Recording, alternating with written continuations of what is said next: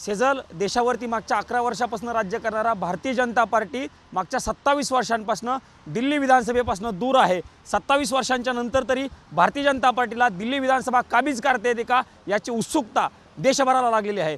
माजी मुख्यमंत्री सुषमा स्वराज यांच्यानंतर भारतीय जनता पार्टीला दिल्लीमध्ये मुख्यमंत्री मिळालेला नाही आहे, त्यामुळे सुषमा स्वराज यांच्यानंतर दिल्लीमध्ये भाजपचा मुख्यमंत्री होतो की मागच्या 10 वर्षांपासून सत्ताधारी आम आदमी पक्ष जे 2 वेळा सतत सत्तेवरती आलेले आहेत ते पुन्हा एकदा सत्तेची हॅट्रिक करतात याची उत्सुकता देशभराला लागलेली आहे। मागच्या 2 विधानसभा निवडणुकीमध्ये एकही आकडा न मिळवणारा काँग्रेस यावेळी तरी आपलं खातं खोलतं का याची देखील उत्सुकता दिल्लीसह भारतातील सगळ्याच नागरिकांना लागल्याचे आपल्याला बघायला मिळते। दिल्लीची निवडणूक ही अतिशय प्रतिष्ठेची आहे, कारण दिल्ली ही देशाचं केंद्रस्थान आहे, त्यामुळे देशाच्या केंद्रस्थानी भारतीय जनता पार्टी असेल किंवा आम आदमी पक्ष असेल या दोघांनी खूप जोरदार प्रचार केलेला होता।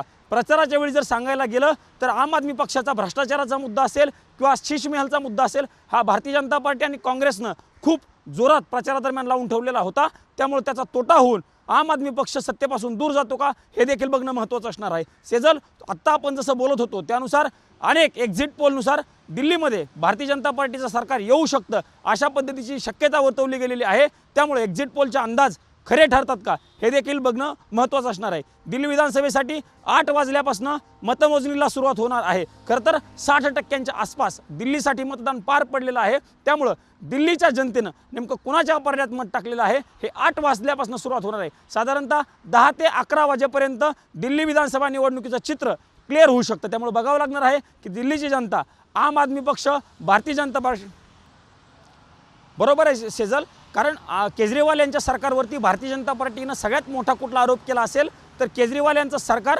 भ्रष्टाचारी आहे। म्हणजे दिल्ली दारू घोटाळ्या प्रकरणी अरविंद केजरीवाल यांच्या सरकारनं लाच घेतली अशा पद्धतीचा आरोप भाजपनं केलेला होता आणि त्याच अनुषंगाने आपण जर बघितलं तर अरविंद केजरीवाल असतील, मनीष सिसोदिया असतील, संजय सिंग असतील, हे आम आदमी पक्षाचे महत्त्वाचे नेते देखील जेलमध्ये गेलेले होते, त्यामुळे तो देखील मुद्दा भारतीय जनता पार्टीकडनं प्रचारादरम्यान उपस्थित केला गेला होता। आम आदमी पक्षाचा गंभीर आरोप हा आहे की निकालापूर्वीच आमच्या उमेदवारांशी भारतीय जनता पार्टीकडनं संपर्क साधला गेला आणि साधारणतः 15 कोटी रुपयांची लाच किंवा ऑफर आमच्या उमेदवारांना दिली गेली होती। हा देखील मुद्दा प्रचारामध्ये कुठेतरी बघायला मिळाला होता। अरविंद केजरीवाल यांचा असलेला शीश महल विरुद्ध भारतीय जनता पार्टीचा राजमहल हा देखील मुद्दा प्रचारामध्ये मोठा खुबीनं रंगलेला आपल्याला बघायला मिळाला होता। त्या सगळ्याचे परिणाम दिल्ली विधानसभेमध्ये नेमकं कसे होतात हे बघावं लागणार आहे। सेजल, रेवडी पद्धत म्हणजे सर्वसामान्यांना मोफत योजना देण्याची पद्धत जी आहे ती अरविंद केजरीवाल यांच्या सरकारनं केलेली होती। दिल्लीमध्ये मोफत वीज असेल, मोफत पाणी असेल, या ज्या योजना होत्या त्या योजनांच्या जीवावरती अरविंद केजरीवाल मागच्या 10 वर्षापासून सत्तेवरती होते।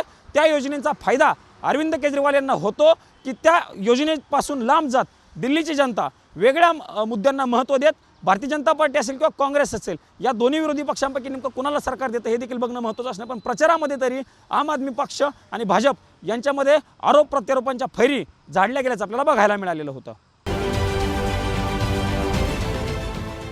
देश विदेशातील प्रत्येक घडामोडींचे लाईव्ह अपडेट मिळवण्यासाठी आता साम टीव्हीच्या सर्व सोशल मीडिया प्लॅटफॉर्मला लाईक, फॉलो आणि सबस्क्राईब करा। तसंच सर्व नोटिफिकेशनसाठी बेल आयकॉन प्रेस करायला विसरू नका।